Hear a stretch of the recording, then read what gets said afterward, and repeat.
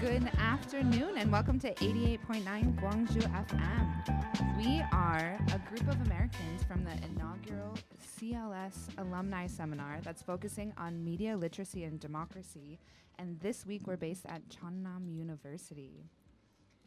We have some fun music. We've got some fun questions we're going to all chat about. So let's get started. Our first question is, what's your relationship with media these days? Like, where are you normally getting your news from? Let's see. Ezekiel, what do you have to say about that? All right. Thank you so much. It's a pleasure to be on the show today. So I usually get my media from either like the major news sources like CNN, the BBC, New York Times. But lately I've noticed that I've been really the first way that I find out about like breaking news is actually through social media.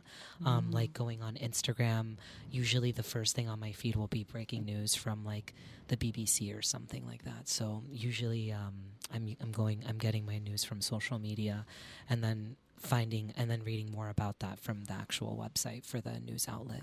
Interesting. So starting on social media, but still BBC, things like that, and then taking it when you read deeper into it. What about Jake? What are you thinking? Well, I'm thinking about Twitter, or what is now known as X. I think that it is a very strong platform for obtaining the news. And in fact, almost any news article from New York Times or BBC or CNN that is breaking or that has a lot of influence will also be posted on Twitter, or X as it's now called. And one of the nice things about X is that you will get in your feed a lot of people from the left and a lot of people of the right commenting on the same issue. So you'll get both perspectives, and I actually think that's very helpful. So if there's a New York Times article about a political issue, you'll get a lot of people saying like, "Oh, see what the New York Times says about this," and then other people be like, "Oh, but it's all wrong because of this." So I do think it's pretty good for getting balanced perspectives. But one of the other things that it's good at is from an international angle, a lot of the breaking news around the world will actually be posted locally on like Twitter first, and then it'll end up becoming potentially news on the major broadcasting stations. So if there's something going on in Israel and Lebanon, if you were to do a search for South Lebanon, for example, you'll really get mostly local people posting on the latest bombing or attack or Hezbollah claim or Israeli Defense Forces statement. And that's like really breaking, and it'll happen before the major news outlets are there. And even you'll get local people posting photos of events. So I actually find it pretty useful. Despite some people criticizing X, I think it's actually a good source of media. Interesting. So like the algorithm itself doesn't seem to be so biased. Yeah, I don't think so.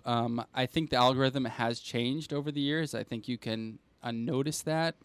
I think it's changed in a way that prominent or like famous people are sort of prioritized. Whereas before, for example, I was focused on Africa at the time, before Elon Musk took it over, and my feed would usually actually be other people posting on Africa, very specific to my interests. Now I've noticed that it's changed, that like really popular people around the world, like Tucker Carlson might be on it, but you'll also get like Joy Reid, who's famous from the left side. We also get Tucker Carlson, who's famous from the right side. So it's sort of prioritized big voices and established voices. So I guess one could question how much it's like as independent media anymore being pushed on Twitter. Nonetheless, I do think you do get both sides. And I wouldn't complain about it being overly left or overly right. Interesting. What about? Yeah, I think I might take it a step further, but I agree with what Ezekiel and Jake said. I mean, talking about the specific news outlets and the social media platforms that we use. But I think one thing that I think of when I think of my news source is just my phone itself. I mean, just thinking about your day-to-day activity, one of the first things I think most of us, at least at our age, do now is you wake up and you check your phone. And you get the news notifications, the alerts right there on your screen. You probably get daily newsletters sent straight to your email inbox, your social media. So there's so many different ways I think news manifests just within like the device that you carry around with you. That's so 24/7. Honestly, I stopped getting the alerts to my phone because it just felt like a bit too much.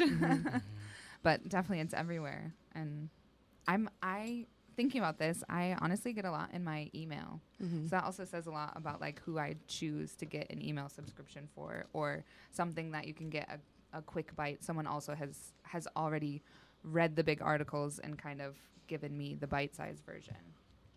And then if I'm interested, can go learn more. But you know, I'm kind of old school, and also thinking about this idea of when you have too much media coming in your email, in your inbox, it's so overwhelming that it's almost like negative information. Like you've just heard like each opinion and its precise opposite, and you are like, well, I really learned nothing from that. I've been getting a lot more news face to face nowadays. I have a colleague who comes to my office, and she gets all the New York Times, right, like those notifications on her phone, and so she'll just tell me what I need to know. It's kind of awesome, right? I have like this curator, and so what I've noticed is that if I kind of intentionally take a step back from like trying to take in all the media I can, the most important bits someone tells me anyway. So I don't know. I'm trying to kind of lean into that aloha a little more. It sounds like you have a personal news briefer to me. Yeah, I'm a little bit lucky. Yeah, that's a luxury. so in that though, if your news is coming from someone else, do you know then like if they kind of have a bias one way or the other, or you think they're very impartial about things? Or That's totally true. It's definitely comes down to a matter of trust, right? But that's the way it is in any case. If you get your news on Reddit, then you're trusting the hive mind. I'm doing scare quotes with my fingers on of Reddit, right? To give you. So I don't know. We talk about how do you ensure. I know I'm getting ahead of our script, but that what you're consuming is free of bias, and I think you just have to accept bias as kind of a fact. That's always going to be there. And so it's more about what do you do with it and how do you react to that inside of your head, right? So if my friend is giving me a bunch of talking points that I know reflect her own political interests, then okay, maybe I'd make some adjustments in how I'm understanding it. very true. Yeah, I wanted to add a little bit to my answer from earlier. I'm actually noticing that the news as of late, it's so overwhelming and it's a little bit just too much to digest. So I like to use comedy as a way to like access the news. So I watch a lot of the late night shows like The Daily Show, or with Jon Stewart, or The Tonight Show, I think with Stephen Colbert or something like that. So that actually helps me digest the media a little bit better, because you're doing it in a way that you're kind of like laughing about the situation, and it helps kind of take the edge off some of the more dark news that we might be consuming day to day. I'm curious, though. This is something I've been thinking about. I mean, what do you think, though, about the impact of the kind of like comedian journalists? Because on the one hand, I agree with you. I find it very enjoyable. It makes media and news very accessible and entertaining, and you can consume it in such an easy way. But at the same time, I wonder what impact it has for people that maybe it rubs the wrong way. I mean, does it kind of come across as being like belittling for something that may be like the perspective that they hold, or how they kind of have consumed the news themselves? Yeah, and they do tend to have biases, Of these course. comedian journalists that you're mentioning, Mm-hmm. and they do often present their political opponents' views in the worst possible light. They do use some logical fallacies like straw man. And so although they do present comedy, it is important to understand that they are coming from an area of bias, and that I do think that they don't necessarily fairly represent the opinions of their opponents. So it can actually contribute to polarization or belittlement of the other side, which might not be productive in certain aspects. Yeah, those are all fair points. All right. Great talking points. I'm loving where this is going so far. I think we've got another song. Yes, we do. So our next song is actually called Attention. We're going to be transitioning to a discussion on fact-checking and ensuring accuracy. So this is just a song that is coming around for just the way in which there's a barrage of media that we're consuming, and it's all fighting for our attention all at once. So this is Attention by MIA.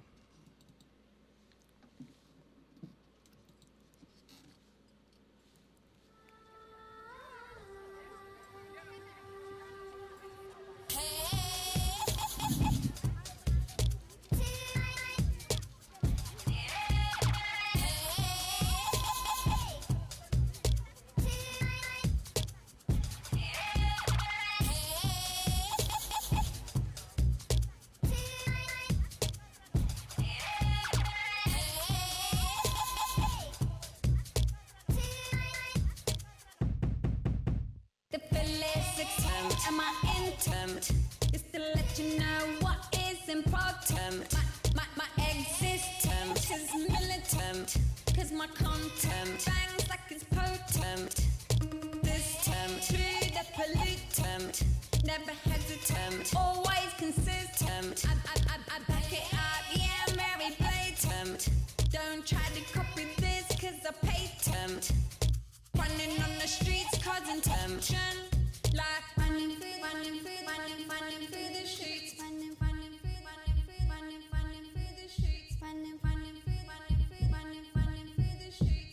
running on the streets causing tension, like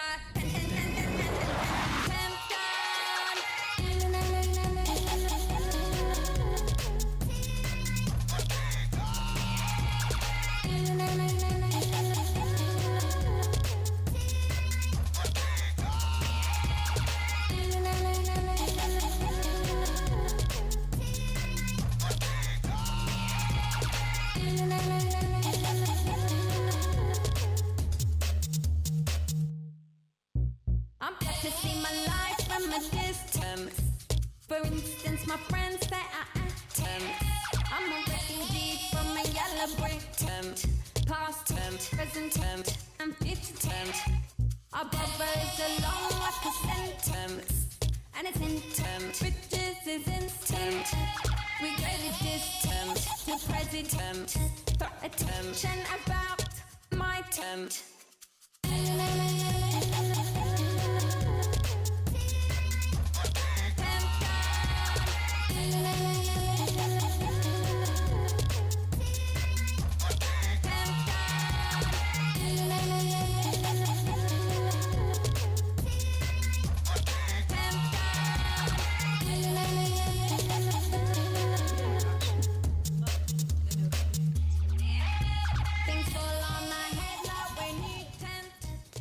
Okay, so we're coming back from our little musical break there. That was Attention by MIA. I'm going to turn it over back to Sydney to take us to our next question. Yeah, so the next question we wanted to discuss was, how do you ensure the information you're consuming is accurate?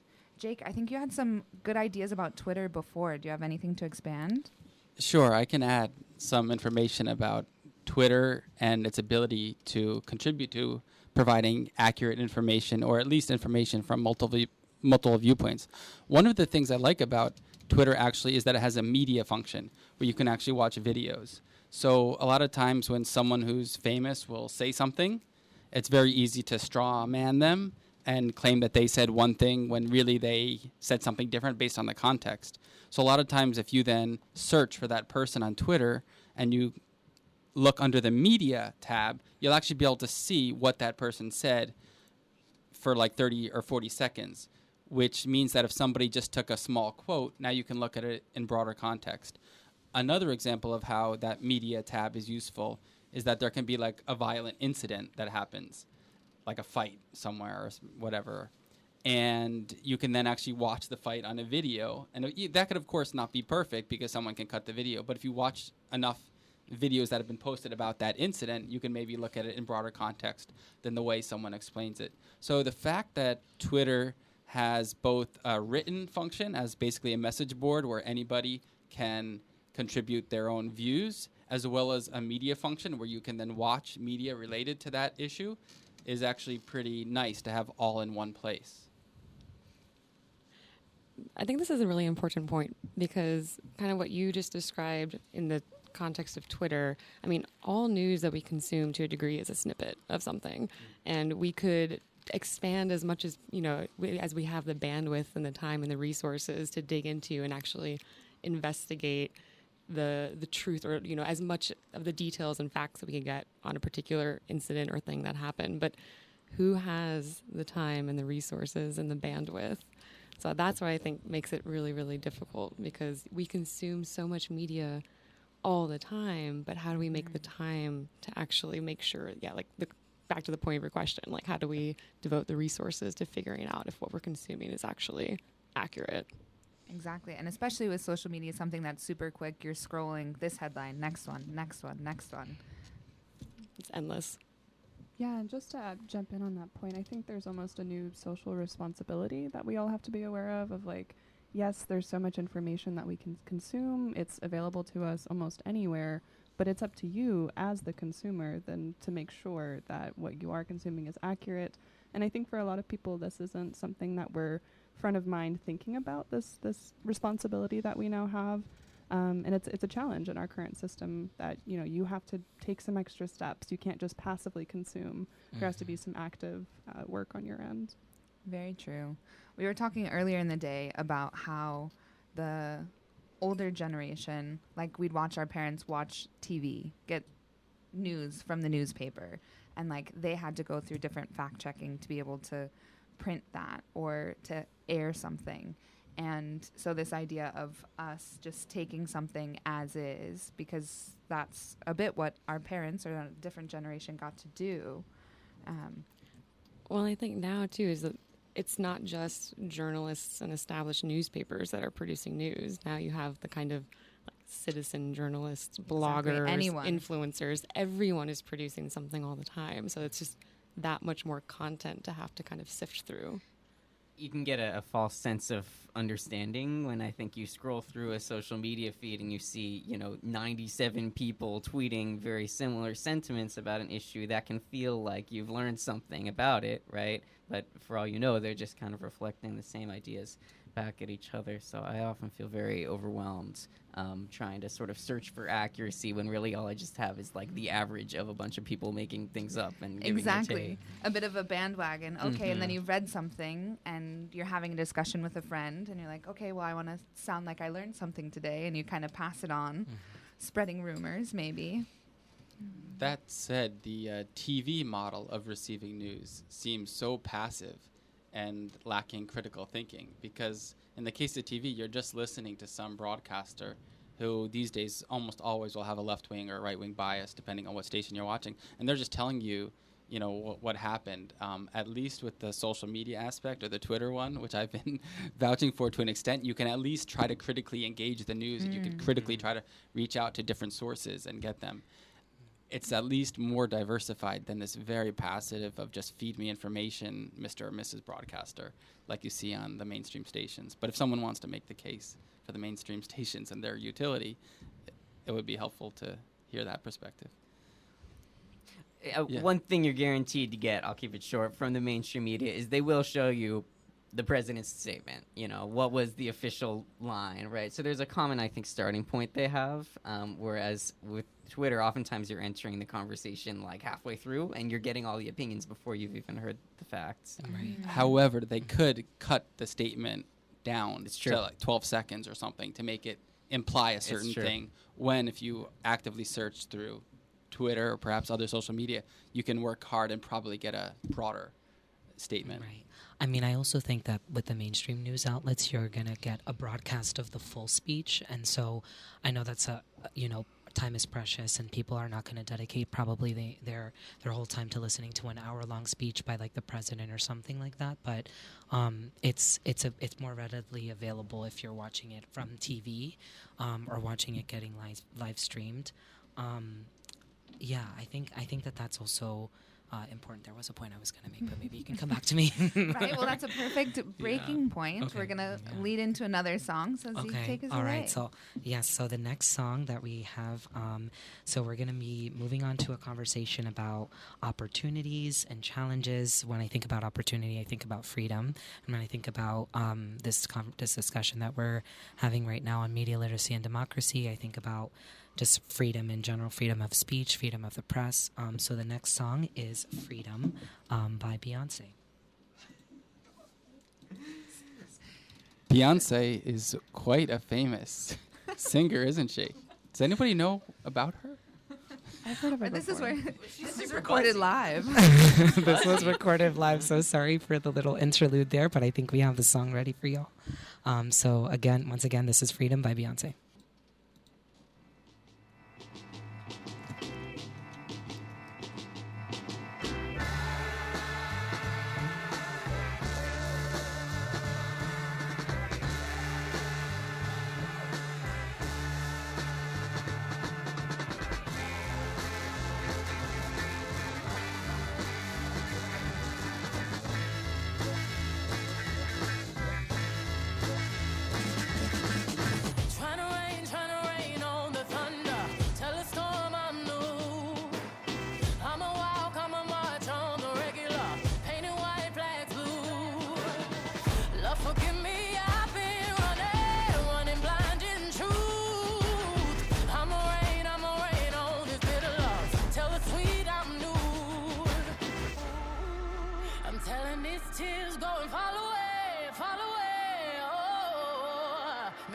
last one burning to flames.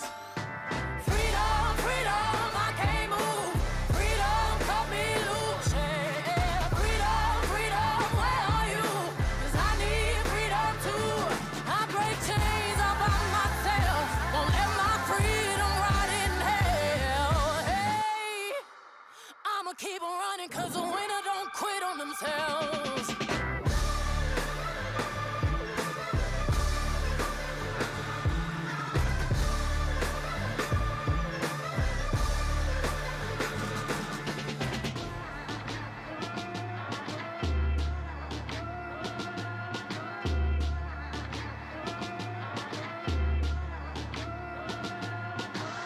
I'ma wade through the waters till the tide don't move. I'ma riot through your borders. Call me bulletproof. Lord, forgive me, I've been running blind in truth. I'ma wade through your shallow love till the deep I knew. I'm telling these tears go and fall away, fall away. Oh, may the last one burn into flames. Freedom, freedom, I can't move. Freedom, cut me loose. Yeah. Freedom, freedom, where are you? 'Cause I need freedom too. I break chains all by myself. Won't let my freedom rot in hell. Hey, I'ma keep on running 'cause the winner don't quit on themselves.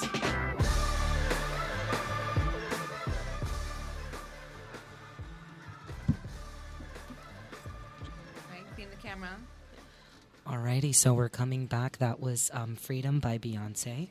So the point I just wanted to make earlier, I remembered my point, is that there are, fact-checking sources that are available, different organizations that try to the best of their ability to fact-check in an objective manner. Inevitably, sometimes that ends up being, subjective, and they have their leanings and stuff like that, but it is something that is available out there. And so it's just one of the tools that we can do to be responsible consumers of the media. So that's just something to keep in mind. All right, so I'm going to turn it back over to Sydney for the next question. Go ahead. Amazing. Well, that leads right into it. What are some opportunities or challenges you see in the media? Max, I think you had some thoughts on those. Yeah, I wanted to jump on this question. I mean, this is just like my opinion, man. But one challenge that I see in trying to think about sort of the root causes of this sense of kind of the struggling to search for the truth, right, that we experience while we sift through the modern media landscape.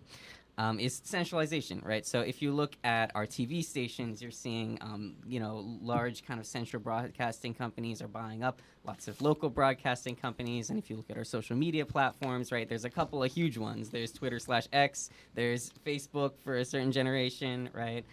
The problem is that these kinds of companies get a lot of power and a lot of decision-making authority over what sort of content do they want to promote, what do they want to demonetize, right? And I see this as sort of a threat to democratic control, right, over what sorts of stories we want to spotlight.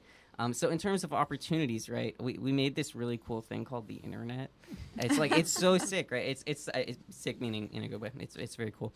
And so originally in the 90s, right, people would run a web server out of their basement. You'd have your own like website. I know people like they would buy their last name as like as a domain, and you could have like your own email server. So the internet has become very centralized, but there's this kind of new movement in the past, I don't know, like 4 or 5 years called the indie web, where people are trying to recreate this kind of homegrown spirit, right, and of claiming your little plot of land on the internet and having some authority over it. So I'm really into this like alternative social media. This like Mastodon, right, is like a protocol for it's like Twitter. Like, okay, broadly speaking, you can post things, you can make comments, but you can run your own Mastodon server and decide which other servers you want to talk to and and which ones you don't. You can write your own algorithm because the API, the way that the servers talk to each other, is totally programmable. So you can decide, here's the kind of content that I want to boost or not, right, for the people who are on the same server as me. So I think there's just a lot that we can do if we're willing to put in that extra effort to kind of educate ourselves about these emerging technologies. I mean, gosh, in the blog era, there was WordPress. That's open source software, right? You can download the source code for WordPress. You can buy yourself a cheap little server box. You can get like a $60 box on eBay, used server, and start running your own blog there. And there's just so much creativity that can be done with these kinds of things, but it does take a bit of extra effort. And I think that these centralized platforms are capitalizing on our lack of willingness to do that learning because it's so easy to just click, click, click. Okay, I'll get off my soapbox. No, I want to jump in there. I think that's a really interesting idea. And when we think about the digital age, right, like a long time ago before the internet, if you guys can remember that. I can't. But if we can imagine a time before the internet, right, like people were not overwhelmed by content all of the time. You were sort of a part of the system rather than being like beholden to the system. Whereas now it's like there's this pressure to be knowledgeable about everything that's going on in the world. There's a social pressure, right? Like you need to know what's happening in all these different countries, but that's not really feasible in your day-to-day life, right? Like I can't know what's going on in the entire world, even though that's what the system wants me to be able to do now. And so I really like your idea about kind of carving out your own space and creating this locality within the media scape, within the digital landscape. That's a really interesting way to sort of take back some of your your autonomy within the digital world. And yeah, I love that idea. I just want to highlight that phrase, part of the system rather than beholden to the system. What a beautiful turn of phrase, and just really spots like this notion of identity and authenticity, right? Who am I and what do I really want? I think that's a great question that can guide us towards healthier media habits. I think also one of the reasons why you'll inevitably see some more alternative media is because of some of the failings or the excesses of the quote unquote mainstream media. YouTube, for example, is somewhat censorious or has had a record of censoring certain ideas, which has led to the advent of Rumble becoming a major source, at least on the right wing, because YouTube tends to have a left wing bias. Now, you might find some flat earth videos on Rumble, but I personally don't find them threatening. But you might not be able to find it on YouTube because it will be censorious. But there's also some types of pundits who will have their media or the algorithm of YouTube put it down or censor it, so then you'll see the advent of Rumble. So I think some of the failings of mainstream media will inevitably lead to competition and rivalry, and that might lead to a more competitive landscape, and that there could be benefits as well as some disadvantages of it. Yeah, I think I'll jump into that, of either the disadvantages, the idea of this polarization, or if you can carve out your own space of something, then that means you can choose to only see what you want to see and kind of reinforce your own ideas, which in one way can be great, but in another way it's an interesting challenge. Yeah, it's very interesting because you need a place where you can feel safe, right? You can be connecting, certainly. especially coming from the United States, right? Identity issues are a very big part of our conversation. I need to be able to talk to people who understand my background, who are from a town like mine, who are from a racial group like mine, right? All of these things. But as much as you do that, maybe you spend 90% of your time in your comfort zone, and then occasionally you got to kind of go off the beaten path and say, okay, today I'm not going to like it, but I'm going to read the op-ed from the opposite side of the political aisle, right? Just having occasional allowances to get to the other side, or to try to go where you wouldn't normally go. I don't know, maybe it's naive, maybe I'm being too optimistic, but I'd like to think that could sort of shake some things loose and get some of these conversations going. For sure. And I think that goes back to the idea of like, how do you make sure that you're consuming accurate information, or what does that look like, right? So if you've seen kind of the same ideas over and over again, okay, how can you be responsible as a consumer, step back and be like, well, what are the other viewpoints, and do I still stand firmly in what I've been seeing? Yeah, I almost want to challenge you on the word accurate, right? Because it drives us towards this concern about, well, what's the right point of view? Whereas maybe the question we need to be asking is just like, let's just hear a different point of view, regardless of whether it's like, I'm allowed to disagree, to think it's inaccurate, to think it's hateful, whatever, right? But just having, I don't know, a little bit more tolerance for it, because we need that to hold society For together. sure. Maybe that's what's in order. Well, I think the idea of accurate and fact-checking versus opinions, right? Again, everyone's for sure allowed for their own opinions. Right. Not everything can actually be fact-checked. Yes. There's a tendency to fact-check everything, but something's just an opinion, and that's not something that's fact-checkable. So sometimes the term disinformation will be thrown out at someone's opinion, and that's just what they think. Exactly. Some great ideas. I think we've got one more song. Yes, we do. So this next song is gonna be a segue to the next question that we're gonna be tackling on this show. It's gonna be on generational differences. So a lot of the time we're taught to respect our, in many cultures, to respect your elders. So the next song is "Respect" by Aretha Franklin.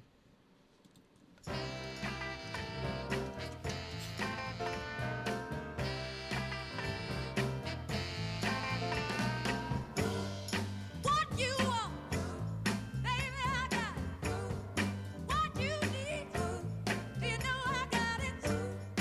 All I'm asking is for a little respect when you come home. Just a little bit, baby, just a little bit.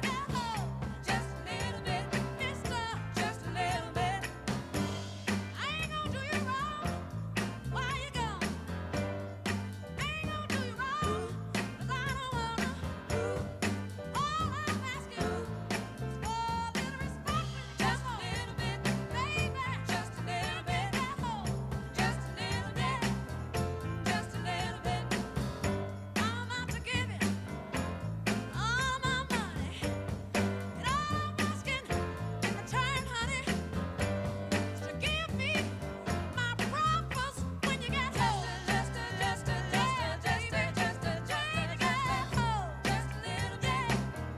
Just a little bit.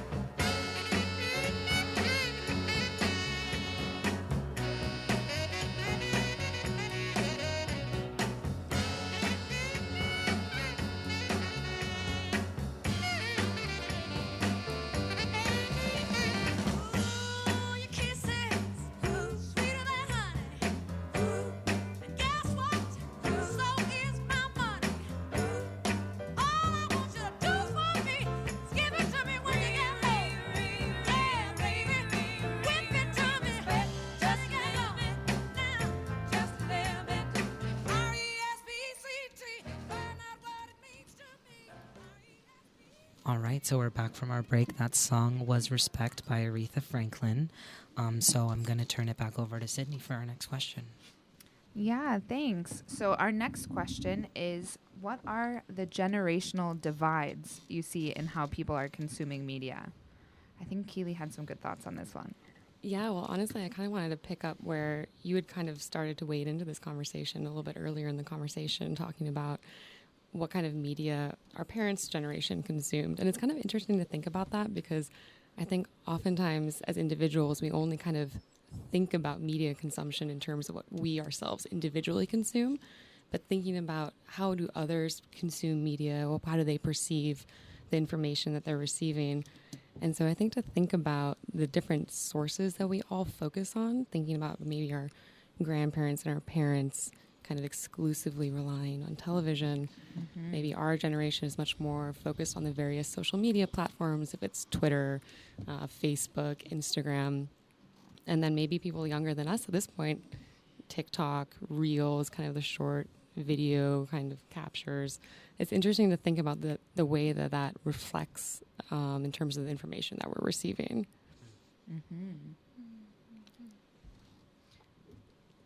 Do you think it's true, just thinking about this TikTok Reels thing, I often hear older folks suggest that younger people have a shorter attention span, which it's kind of surprising of a thing to say, right? We're all just like only human, and I'm just curious what our group thinks about that insinuation. Oh man, I will weigh in on that one because I mean, I think they really have done studies that it's much shorter and just continues to get shorter, and I think it's something like within the first 3 seconds with the scroll, less than that, and it again just gets shorter and shorter as we go on. And I can tell myself, like, when I'm reading a book and you're like, what did I just read? Because I wasn't actually paying attention to it. Or you want to have the TV on and then you're still on your phone and then you're cooking dinner and then you're listening to a podcast. It's everything all at once because we've just gotten so used to that. Yeah, I totally agree with that, Sydney. I think that I think we just live in like a very consumerist, like capitalist society where we're just used to instant gratification, getting everything that we want really quickly. And I think that also applies to like information. I know that extends to so many things, dating, all of these other things. And so we're kind of, everything is so at our grasp. Whether, like we said earlier, like the first thing we pick up in the morning is our phone to kind of just see what's going on. And so, and our phone is really our vehicle to everything. You can order food, you can, go on a date or something, and like whatever it is. And so I think that's also one of the dangers. And I would agree with the generations above us in that sense. And I feel like I guess most of us here are either millennial or, but I'm noticing with Gen Z and stuff like that, it's a real, and what's the next one after that? Then Gen Alpha. It's definitely, it's a thing that I'm noticing a lot. Yeah, I think in some ways this is leading to the cyborgization of humans, because we are becoming so connected to the phones. And now turning back to the Twitter or X discussion, I mean, Elon Musk is... It always comes back to X. It's all about X, baby. Yeah. Elon Musk is like pioneering a lot of things in the world, like rockets. But also he's literally developing Neuralink, which is connecting basically chips that you can use in a phone or a computer into people's brains. And they're already experimenting it on animals. And I guess that's the inevitable future. But I also remember well over 10 years ago traveling to other countries where we all travel a lot here, and not having a computer or a phone, and I would just like wake up and smell the coffee. But now it's waking up and checking Twitter or X. Well, imagine the places that you travel and people only travel there to get the Instagram photo, or you're in this beautiful place, this beautiful mountain, and everyone's just scrolling their phones, or people at dinner on this date and they're actually just on their phone. Yeah, and if I could just bring it back to the intergenerational piece too, like there's always this discussion about loss of third spaces, right? Like where are young people able to hang out and socialize? And older generations, like our parents, they could go to the coffee shop, they could go to the bookstore, and there was people there that they could socialize with and they could meet. And of course that's still true today, right? Like all of us go out and socialize, but it's different now. And so a lot of people turn to the internet for community, for meeting like-minded people, but there's some dangers, right? There's an addictive quality to it. Your attention span, I can speak from personal experience, my attention span is a lot smaller than it used to be. And so this is our first time being in a digital landscape. So how do we become aware of the challenges and sort of dangers of losing our third spaces or replacing it with digital landscapes, and then address those? I'd love to hear from you guys. One thing that I think of, I've recently got this idea back in my head of make social media social again, right? I have a social media channel where I talk about living in this small town in Saudi Arabia, and I get people that will message me, hey, I'm coming, or I'll chat to people who are at the cafe that's near my house and tell them about all the things that you can do. Like I actively make it a point to reach out. I've had people find my website and then find my social media and message me of like, okay, I need help. Can you give me some tips, some pointers or something? So that's what I see, hopefully the future of like really trying to bring it back. Why was it called social media in the first place? So let's choose social media platforms that are truly social, right? Because again, a lot of that we've seen, platforms like Facebook pushing more news, more advertisements, less like pictures of your family members, that sort of thing. I think that's a really great point, because I mean, this conversation was initially focusing on the differences in generations and how we consume media, but I feel like the one thing that we still have in common, even though we consume it in different ways, is that we still do it passively. If it's our parents who just have the TV on a loop on the background, they're just kind of listening and absorbing it. But we're also just, like you said, doom scrolling on our phones and just seeing the bits go by. So I like this point about making it something you actually actively engage and interact with again, and do it with an intention. Or start going to these third spaces that you were saying, go to the cafe, and like, might seem scary. Everyone's on their phone, everyone's on their computer, but like, strike up a conversation, bring those back again, make real life social again, not Make just the social cafe media. great again. Yes. On that note, should we go over to a song, or do we have a little bit?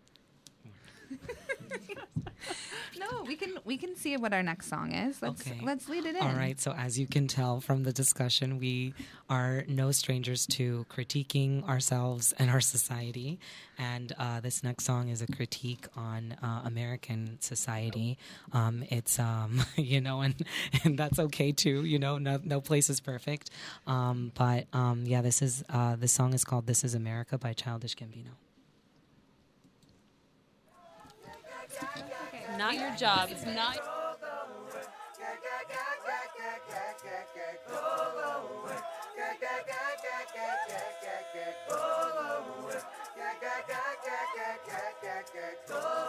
We just wanna party, party just for you. We just wanna party, party just for you. Party just for me. Girl, you gotta dance, dance and shake and breathe. We just wanna party, party just for you. We just wanna party, party just for you. Party just for me.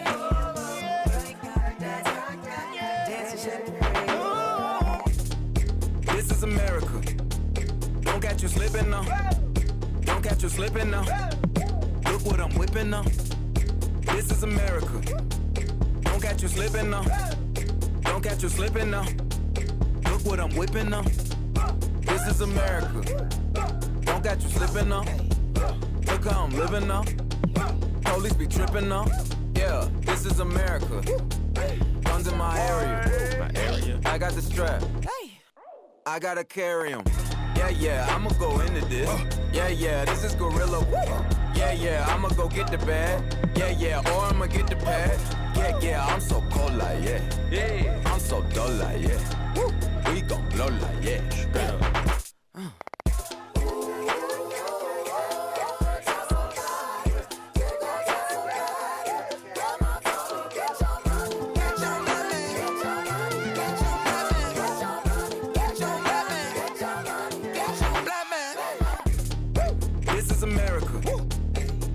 Slipping now.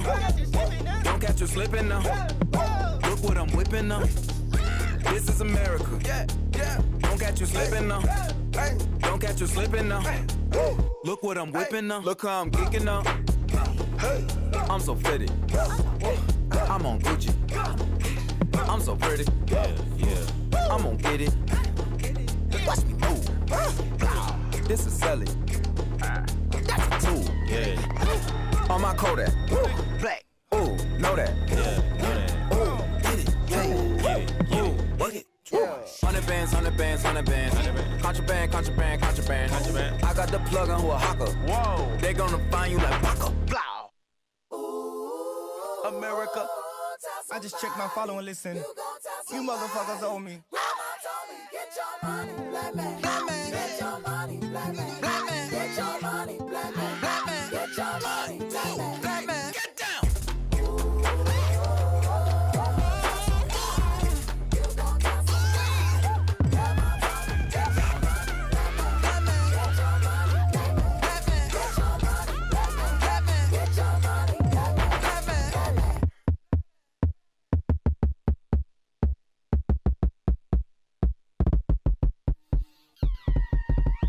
Just a black man in this world, you just a buck hole, hey. You just a black man in this world, living expensive foreign, Alrighty, so that song was "This Is America" by Childish Gambino, and with that song, we're going to transition to, as I was saying earlier, we're no strangers to critique. We can critique ourselves, no society's perfect. So that's kind of the theme of the next question. So I'm going to turn it over to Sydney to take us over to our next question. Yeah, thanks for that, Ezekiel. We've got a big one. What are the international perceptions of American media versus how Americans are experiencing their own media? I think Natalie had some good ideas on this one. Yeah, so I want to reflect on a conversation we had earlier today, actually, at the university. We were joined by a guest speaker who mentioned to us that she had this perception that American media was really strong, really powerful. We've got all of these local media sources within a relatively small area. And from her perception, given it's just one person, but her perception was that American media is doing really well. And I found that quite interesting as an American because that's not my perception. I think, there are lots of media outlets, but we've touched on this a little bit earlier today. There's monopolies too, right? Like there are certain media sources that get a lot more attention, that have a lot more power in how Americans make decisions and how we form our opinions. And also, as young people, we've been talking about what media we have access to. There's a lot of paid platforms in the United States, and so if you don't have money to spend on the Washington Post or the New York Times, you're not going to really be able to see those as often as you are just scrolling through X or Instagram. And I think, too, there's media deserts, right? So people in rural parts of the U.S. don't have quite as many media sources as we're going to see in our big city centers. Some of them actually have none. There's no local newspaper anymore. There's no local journalists anymore. And so to me, I kind of see American journalism and American media as dying and decaying. But comparing that with some international perceptions has been really interesting. And I'd love to hear from you all what you're thinking. On the subject of media deserts, in the national conversation, that's an interesting one. I just began to think about global media deserts. There are probably some regions of the world that also don't really have their own media voice, so they require other countries to sort of speak for them. For example, I could imagine that a lot of times it's like French media reporting on French-speaking West Africa countries, or maybe Al Jazeera or Russian media reporting on the Central Asian Muslim countries. So that might be an issue on the national level and maybe even on the international level about whose voice counts or who has the power to make their voice or perception count. No, that is interesting. And I think this is a bit of the turn of topic, but I had a time when I was in Egypt. I was in Cairo, and there was this plane that was supposed to be going from Cairo to Alexandria. And it got hijacked in a scare quotes kind of way. And they took it to Cyprus instead. And I had friends message me, "Are you okay? Have you heard about the plane jacking? Oh my goodness, I can't believe that this has happened." And I happened to go on Facebook at the time, and I saw all my Egyptian friends' version of it.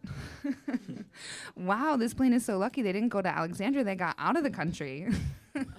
The guy didn't plane jack it. He actually, his girlfriend had just broken up with him and went to Cyprus. Love story. It was a love story. He's like, "No, I'm going to go get her back." So just this idea, this perception of like media from which side you're at. And again, the Middle East can be a very, It gets contentious. sensationalized and Yeah, everything. totally. Yeah, So it's this twisted. big thing, this plane jacking, and then it's a love story on the other side. So It also makes me think just media in general almost inevitably has to sensationalize in order to create their business model to get people to attract attention. So I'm sure everyone here has been in a country where like something bad happens in that country of millions of people, and then your family members will be like, "Are you okay? I heard a train, ran off the rails somewhere in, India, and you're, 100 miles away or 1,000 miles away." But that's just sort of the nature of the beast. I wanted to go back to this idea of media deserts, because I feel like we could say it's like define media deserts as like the absence of like media and access to media, but also like the prevalence and the hegemony of a particular media resource, and the lack of diversity of media options.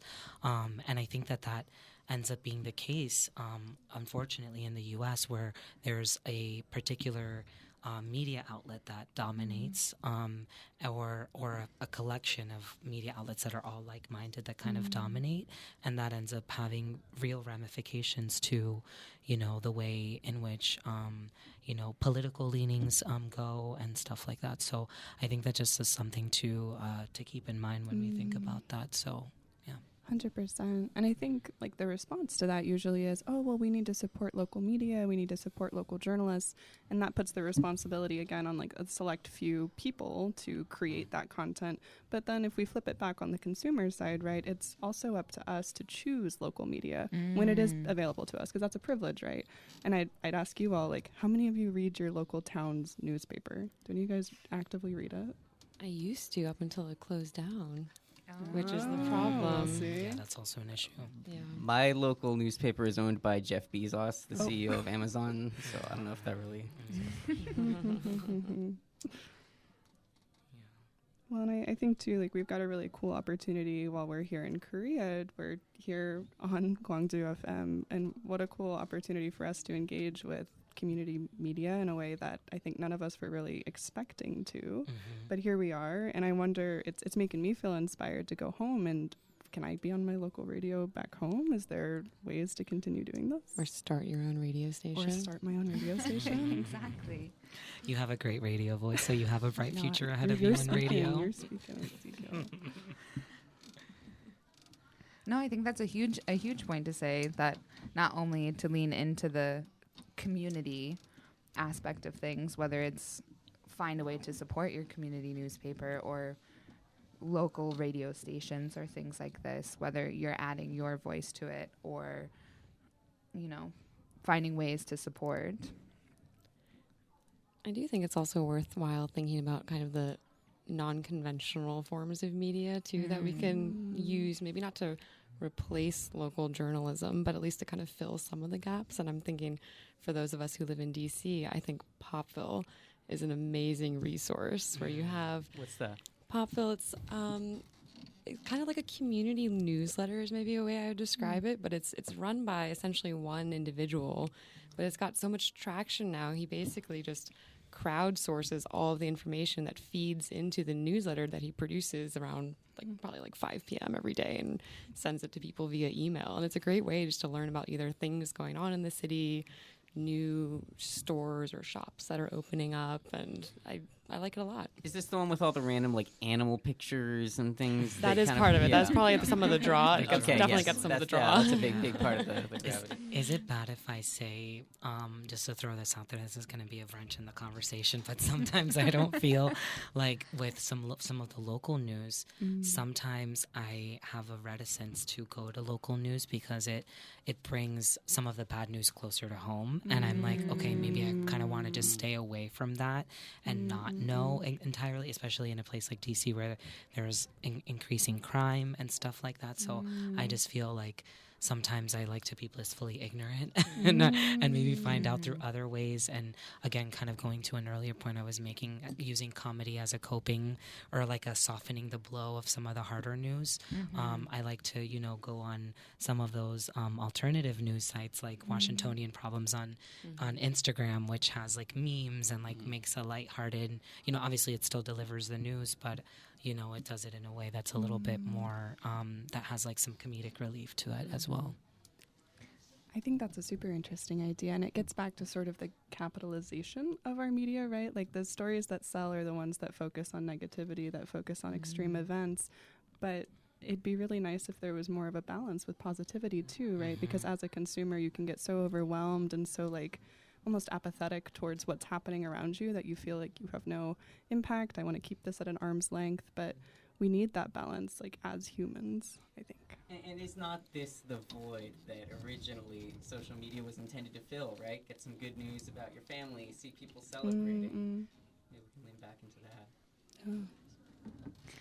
All right. And with that, thank you all for listening. This has been such an enlightening, fruitful conversation, I think. And we have Max to be here to give us... Okay. We have a song first, so let's play the song. And then we have a super special surprise. We have a special surprise for everyone. Can't wait. Yeah, we can't wait for you guys to hear it. So what we're going to do now and what we'll lead with this song is kind of rapid fire. As you guys all know, we're an American delegation here in Gwangju. And we're going to do kind of rapid fire what we've enjoyed about Korea. And so we are going to use this song as a segue to that discussion. All right, so this is a very special song that's obviously gone very viral around the world. It is Gangnam Style by Psy.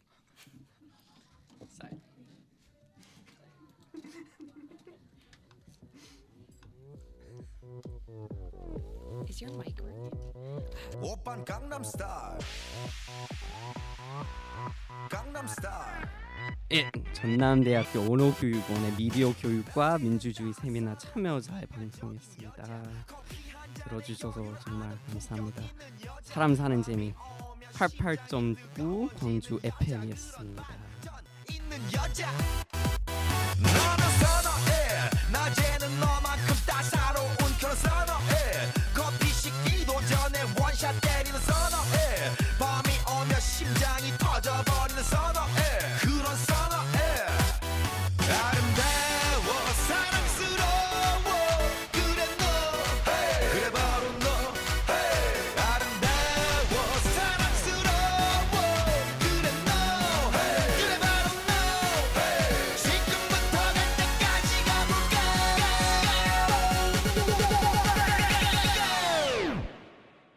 오빤 강남스타일 강남스타일 오빤 강남스타일 강남스타일 오빤 강남스타일 에이 섹시 레이디 오빤 강남스타일 에이 섹시 레이디 성숙해 보이지만 놀 땐 노는 여자 이때다 싶으면 묶었던 머리 푸는 여자 가렸지만 웬만한 노출보다 야한 여자 그런 감각적인 여자 나는 선어해 점잖아 보이지만 놀 땐 노는 선어해 내가 되면 완전 미쳐버리는 선어해 근육보다 사상이 울퉁불퉁한 선어해 그런 선어해 아름다워 사랑스러워 그래 너 그래 바로 너 아름다워 사랑스러워 그래 너 그래 바로 너 지금부터 갈 때까지 가볼까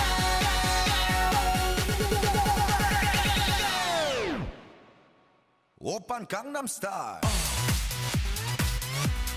강남스타일 오빤 강남스타일 강남스타일 오빤 강남스타일 에이 섹시 레이디 오빤 강남스타일 에이 섹시 레이디 B는 놈, 그 위에 나는 놈 Baby baby 나는 뭘 좀 아는 놈 B는 놈, 그 위에 나는 놈 Baby baby 나는 뭘 좀 아는 놈 You know what I'm saying 오빤 강남스타일 Sexy lady 오빤 강남스타일 Sexy lady 오빤 강남스타일